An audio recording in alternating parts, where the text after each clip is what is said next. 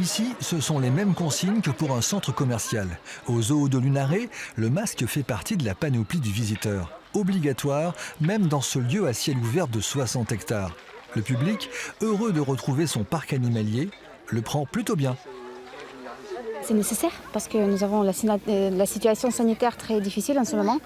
Et c'est très nécessaire pour tout le monde, je pense, porter des masques pour quelques temps. On est tellement content d'être dehors que du coup on respecte.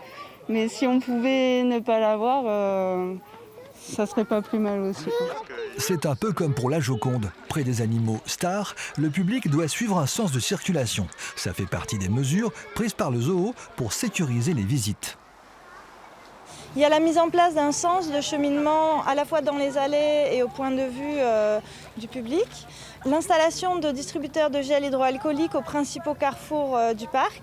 La fermeture de l'aire de jeu, évidemment, puisque c'est un endroit où il est très difficile de faire respecter les règles de distanciation sociale. 3 mois de confinement et les pensionnaires du zoo ont pris des vacances. Ils se sont aussi reproduits. Dans la serre tropicale, la famille des raies à aiguillons s'est agrandie de 2 bébés. Naissance aussi dans le clan des élans du Cap. Mais avec le retour du public, la vie des animaux n'est plus une vaste plaine tranquille. Pendant le confinement, en fait, ils étaient plus curieux de venir nous voir. Il y a quelque chose qui avait changé. Et là, je pense qu'avec la reprise de la visite du public, les comportements qu'ils avaient exprimés tout le long de leur vie, parce qu'ils avaient tout le temps été en présence, se réexpriment normalement. C'est naturel pour eux.